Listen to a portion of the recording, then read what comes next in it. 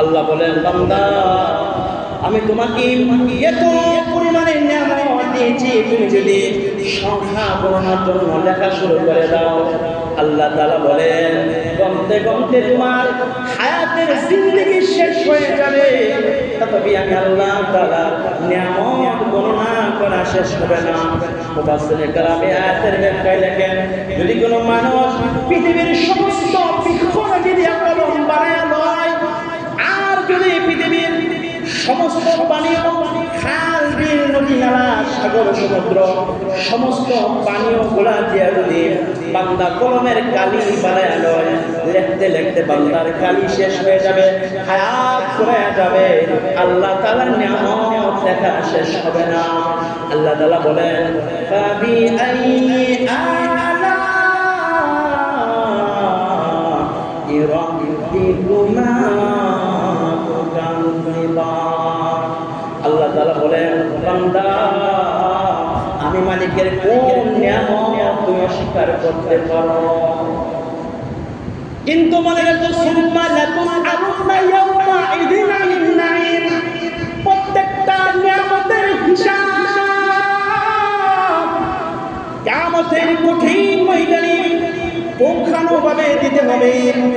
সুম্মা লাতুসআলুন্না ইয়াওমাইযিন আনিন নাঈম, বান্দা প্রত্যেকটা নিয়ামত সম্পর্কে মহান আল্লাহ তাআলার কাছে প্রশ্নবিদ্ধ হবে। কেমনটা হবে?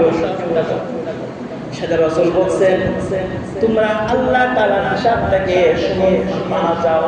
আল্লাহুম্মা ইন্নী আউযু, আল্লাহুম্মা হাসিবনি হিসাবান ইয়াসিরা, মালিক তুমি আমার হিসাবটা সহজ করে দাও। পানের ভাইয়েরা আমার, বলতেছিলাম একটা পুকুরের মধ্যে কি গুণ আছে? এক নাম্বার, বড় কোনদিন মালিকের নাফরমানি করে না। অথচ আল্লাহ বলে, ইন্নাল ইনসানা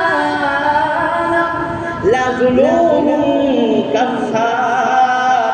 আল্লাহ বলে নিশ্চয় মানুষ বড় নিমুখ হারাম, মানুষ বড় অকৃতজ্ঞ। মানুষ কি নিমুখ হারাম, মানুষ বড় অকৃতজ্ঞ। আল্লাহ বলেন, বান্দা রে,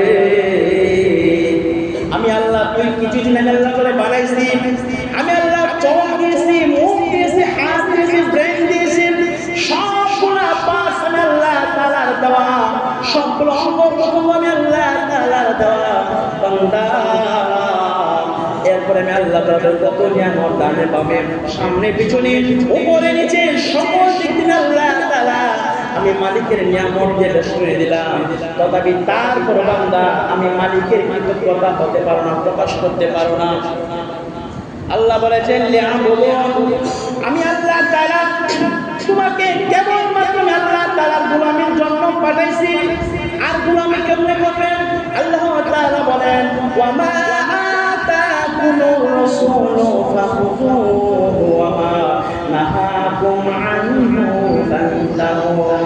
আল্লাহ রাব্বুল আলামিন বলেন, আমার হাবিব জীবন দশায় যা কিছু বলেছেন, যা কিছু দিয়েছেন করার জন্য, ওইগুলো আঁকড়ে ধরবা, আর যা কিছু নিষেধ করেছেন ওইগুলো তোমরা ছেড়ে দেবা।